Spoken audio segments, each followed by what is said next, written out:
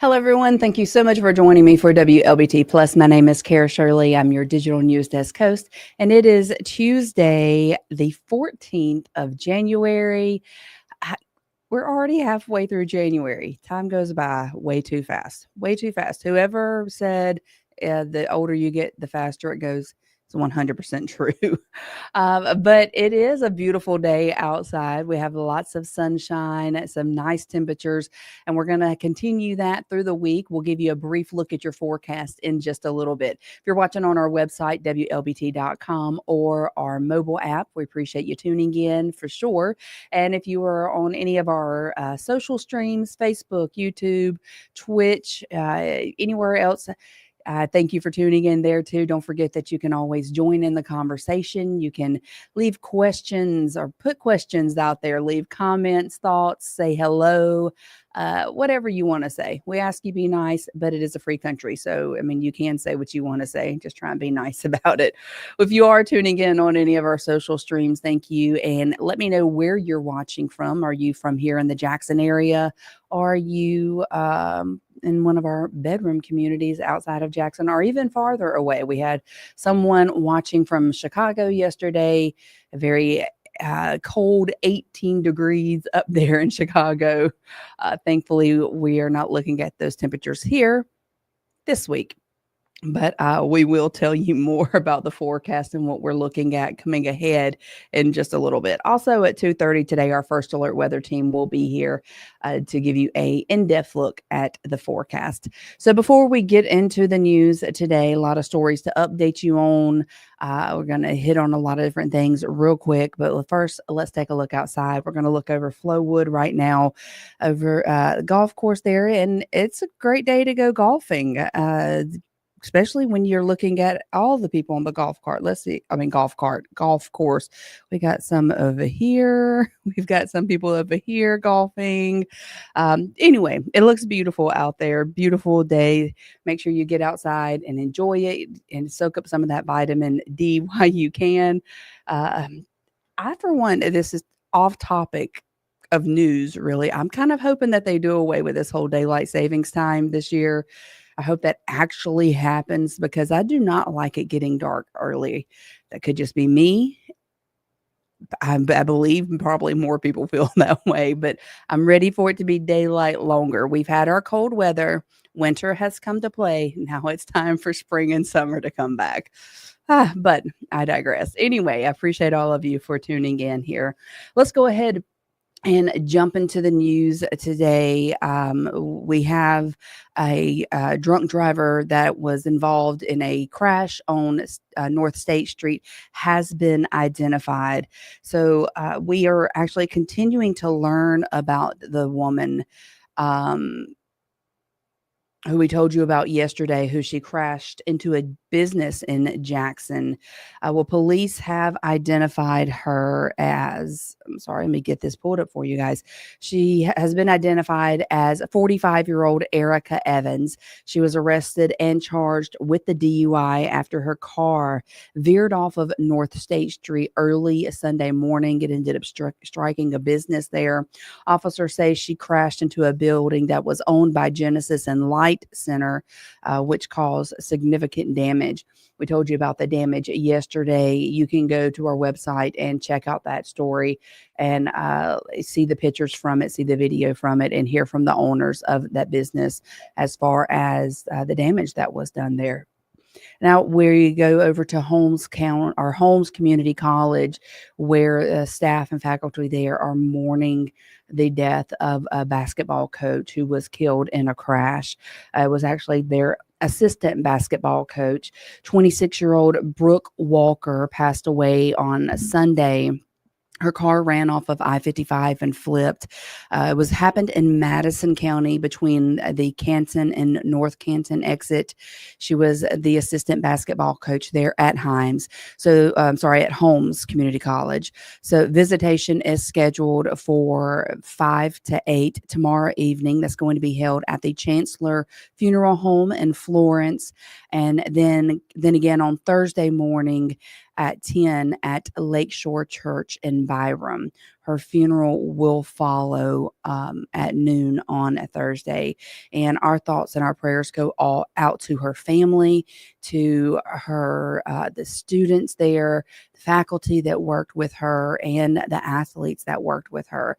It's a very tragic situation, and our thoughts and prayers go out to all of those that are involved in this. Now, back in Hinds County, a Hinds County sheriff's deputy was injured after being hit during a chase that was initiated by Capitol Police. So DPS spokeswoman Bailey Martin says that it happened around 2:50 on Sunday morning. Bailey said the Capitol Police attempted a traffic stop near Raymond Road, but the driver kept on going. 18-year-old Renaya Wells led the officers on a brief chase when she then crashed into a deputy who was working a detail with an Entergy crew. Wells and the deputy were taken to a local hospital with thankfully non-life-threatening injuries. And Wells is now charged with felony fleeing, driving under the influence, aggravated assault on a law enforcement officer, and possession of a stolen firearm. So we will continue to watch this and cover our look for the updates on this story and bring those to you as we get them in here to us. Now, a man in Durant has been sentenced to 40 years behind bars for a murder that was committed back in 2017 in Vaughn, Mississippi. So here he is on your screen, Dexter White. Well, last December, the Yazoo County Circuit Court jury found 29-year-old Dexter White guilty of second-degree murder following a trial that lasted just 3 days, with deliberation taking just 3 hours. So he had been in Waterloo, Iowa in January of 2024, where the U.S. Marshals had tracked him down. So White was accused and then convicted of shooting Corey Thomas to death after both of them tried to rob an unarmed victim on Highway 432 near I-55 in Yazoo County. So he was sentenced last Thursday to 40 years in custody of the Mississippi Department of Corrections. Again, this is from a murder that happened back in 2017, and he has just now been convicted and will spend the next 40 years in the Department of Corrections for Mississippi. And then in Florence, here in Rankin County, a habitual offender has been sentenced there. So here he is on your screen, James Hopkins. He's going to be spending 5 years behind bars after being sentenced as a habitual offender. So 46-year-old James Hopton was found guilty of conspiracy to commit grand larceny. Well, due to his extensive criminal record, he's not going to be eligible for early release or parole. In December of 2023, a Pearl business owner reported that a dirt bike had been stolen, and an investigation by the Pearl Police Department determined that Hopkins had scoped out the business and then sent several others, including minors, back there to steal the bike, so the dirt bike. So like he sent people to do his dirty work for him. So, but he's now in jail, 5 years in jail, no early release, no parole, because of his history. So sentenced as a habitual offender. Louise Rushing is watching from Louisville and says that she is praying for the deputy that was hit in the crash that happened on, what day was that? On Sunday. So thank you so much, Louise, for tuning in. I appreciate it. We also have Miss Vivian Shannon, who is sending prayers. I believe that was for sending prayers for the Holmes County basketball coach that lost her life. Kathleen saying bless her soul. Lots of prayers going up from all of you guys. We appreciate all of that and appreciate you contributing to the show here. Well, before we jump into our weather forecast, giving you that quick not recap, but a brief look. How about that? That's a better way to put it. We're going to give you a brief look at your forecast here in just a minute after we hear from our sponsor at Jackson Water.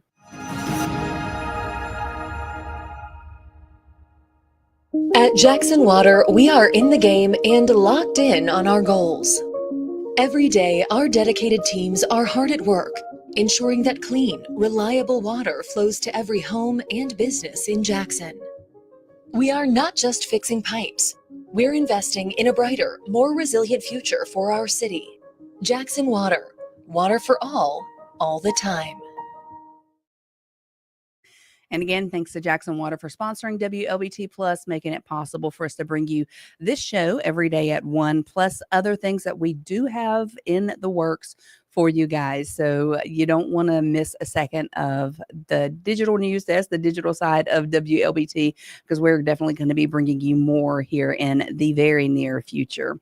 Well, now let's look at the forecast. Let's look at our temperatures outside right now. Very pleasant day in the 50s, upper 40s. Some people might call it cold. I call it pleasant. So it's a very pleasant temperatures for me out there. If we look at our radar, if we look at the radar, you can see no rain in sight. We don't have any rain expected to move in, especially over the next 12 hours. We are going to drop down to the 30s overnight, but still it's going to be a beautiful, beautiful, clear night. And if we look at our next 7 days, you can see where we're going to be inching up as far as temperature wise, especially once we get to that weekend, get to Friday and Saturday. We do have that chance of rain on Saturday. And then the temperatures drop back off to the 40s. Look at that Monday. Oh, 40 degrees is a high predicted on Monday with a low of 24. Enjoy the warm weather while you can, warm-ish weather while you can, because we do have more cold coming in. Then again, our first alert weather team will be here at 2:30 to give you that in-depth look at your forecast and be able to give you much clearer information than I can when it comes to the weather forecast.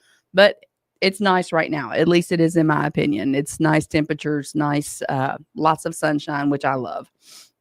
So let's give you an update on Tayamara Hall. It is set to reopen soon, thankfully, but there are still a number of repairs and testing set for the building throughout this week. So air samples for mold were taken on yesterday. Air quality lab results should be in now, and depending on those results, fire alarms are set to be repaired today. Roofing and plumbing repairs, those are still ongoing.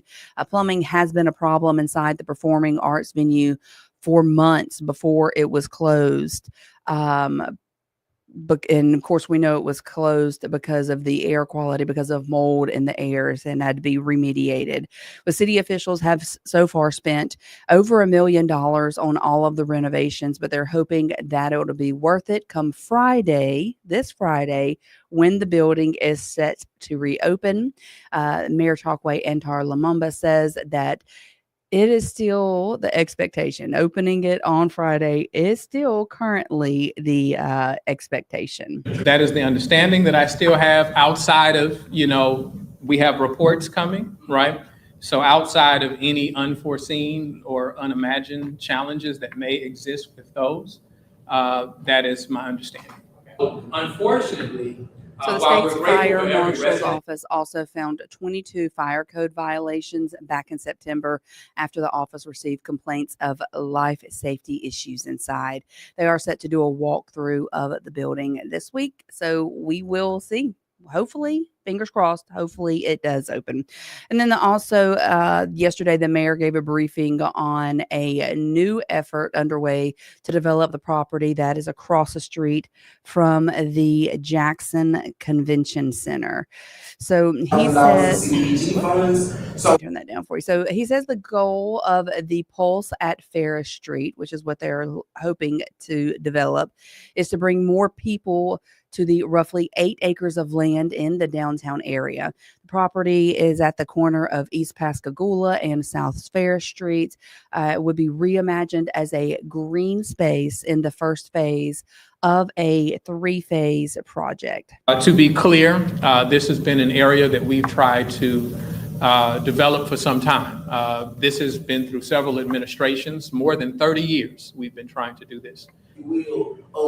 Preparing and prepping the site downtown Jackson. So he also says that the second phase would include food trucks, a skate park, and pickleball courts. I've never played pickleball. I know it's very popular, especially over the past few years. It's picked up a lot of popularity, but I've never played it. So, have you? Do you like it? What is it like? It looks like tennis to me, but I don't know. So, the third phase of this construction would also include a parking lot. Now we're going to take you to a story that we have been following here at WLBT since the crime happened back in July. It happened in July of 2024. There was a shooting that resulted in a death. Well, there has now been an arrest made in that shooting death.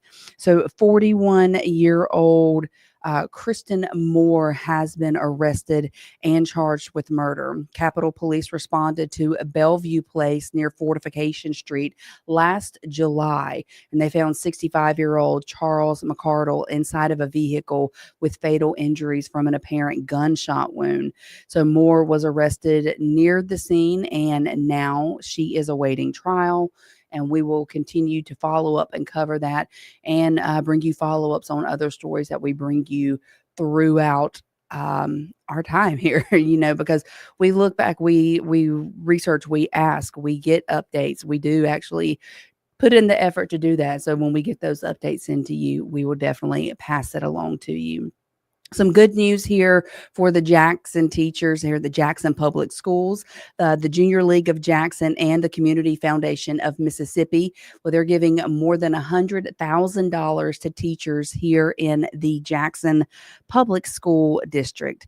So they're awarding $102,000 through the Public School Mini Grants Program. These funds are going to support 26 innovative classroom projects across 13 schools. So they made the announcement yesterday at Pecan Park Elementary. This program, the mini grant program, began back in 1990, and this year's grant funds a variety of projects, including sending Forest Hill APAC dance students to attend a performance at the Dance Theater of Harlem. So that is awesome. And here in Mississippi, or here in Jackson, the Mississippi Civil Rights Museum has been nominated a second time for USA Today's 10 Best Reader's Choice Awards. So you can go and vote for the Mississippi Civil Rights Museum through February the 10th, and the top 10 will then be announced on the 19th. And some Mississippi representatives, if they get their way, fingers crossed for this, the state taxes that you pay will change in the future, and change in a good way. So a new plan from the House will result in lower taxes on your income. Who is not going to be happy about that, having to pay less taxes? But it's lower taxes on your income and your groceries. You'll pay more in sales tax, including at the gas pump, but they are saying that ultimately it will still help to benefit your bottom line. Move away from the tax on work or the personal income tax and taking folks' hard-earned money and move to a consumption-based model. Now, to do that, you got to pull several different gears, if you would. But the net result at the end of the day is over $1 billion, about a $1.1 billion tax cut for Mississippians. That's twice the largest tax cut in our history. So 2 pieces of the plan direct money to roads and to bridges. You'll start paying a 5-cent sales tax on gas, and sales tax revenue on purchases made in counties will be directed to the state aid road system. House Bill 1 will also change where the lottery dollars go to. The first $100 million would go to the Public Employees Retirement System, or PERS, in an attempt to shore up the financial needs over time. Well, guys, that's going to be the end of WLBT Plus today. Make sure you're here at 2:30 so that you can hear from our First Alert weather team. And then, of course, our newscast later on today. You can watch those live through our app, or you can watch them on demand. If you don't get to catch them in real time, you can always go back and watch them. And every story that we do here at WLBT, you can catch all of that, watch all of it, read all of it right there on our website or our news app. So I hope you all have a wonderful day. Get out and enjoy the sunshine. I will see you again tomorrow at 1 o'clock, and just have a great one. Bye, y'all.